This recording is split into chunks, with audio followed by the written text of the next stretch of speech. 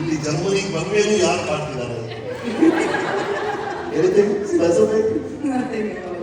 ನಾನು ಅಲ್ಲಿ ಪರ್ಫಾರ್ಮ್ ಮಾಡ್ತಾ ಇದ್ದೀನಿ, ಅಲ್ಲಿ ನೋಡ್ತೀನಿ ಆಡಿಯನ್ಸ್ ಒಂದು ಸುಂದರವಾದ ಹುಡುಗಿ. ನಾನು ಬಂದೆ,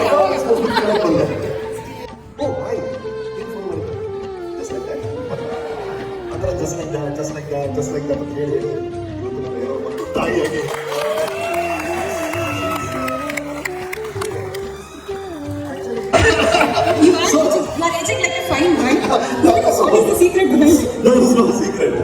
ಆಕ್ಚುಲಿ ನನ್ನ ತಲೆ ಖಾಲಿ ಇದೆ, ಫುಲ್ ಎಂಟಿ ಇದೆ. That one of the reasons.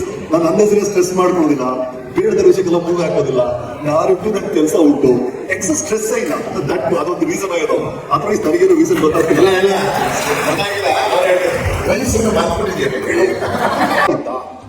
ದಿನಾಲು ಟ್ರೈನಲ್ಲಿ ಕೆಲಸಕ್ಕೆ ಹೋಗ್ತಾ ಇದ್ದ. ಒಂದು ದಿನ ಅವನ್ನ ಟ್ರೈನಿಂದ ಕೆಳಗೆ ತಳ್ಳಿದ್ರು. ಅದರಿಂದ ಅವನು ಎದ್ದು ನಿಂತ. ಅದರಿಂದ ಭಾರತಕ್ಕೆ ಸ್ವಾತಂತ್ರ್ಯ ಸಿಕ್ತು ಅಂದ್ರೆ ಅದು ಗಾಂಧಿ ಕಥೆ ಆಗಿದೆ. ಒಂದು ದಿನ ಏನೋ ಒಂದು ಆಗುತ್ತೆ, ನಿಮ್ ತಲೆ ತಿರುಗುತ್ತೆ.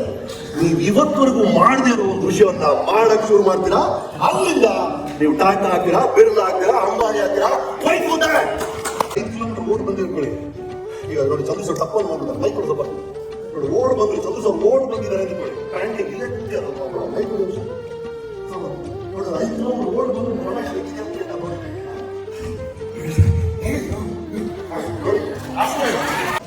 Every day. ಇವತ್ತು ಆಲ್ಮೋಸ್ಟ್ 35 years ಆಗಿದೆ ಸಿನಿಮಾ.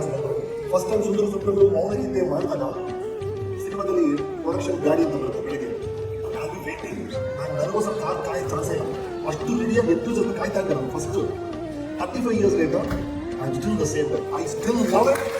ನನಗೆ ಶೂಟಿಂಗ್ಗೆ ಆಲ್ಮೋಸ್ಟ್ 30 years ನಾವು ಕಾಯ್ತಾ ಇರ್ತೀವಿ ಬೆಳಿಗ್ಗೆ. Because it's so beautiful. ನಾವು ಮಾಡುವಂಥ ಕೆಲಸ ಇರಲಿ. ಐ ಟೆಲಿಂಗ್ ಯು ಅದರ I simply love my work. I love what ever I do.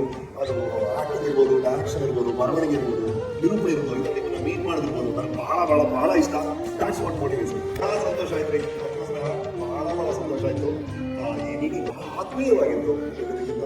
So ಮತ್ತೊಮ್ಮೆ entire team, Vedan, whole gang, ಪ್ರತಿಯೊಬ್ಬರಿಗೂ ನಿರಂತರ ಎಲ್ಲರಿಗೂ ಒಬ್ಬೊಬ್ಬರಿಗೂ each and every one of thank you.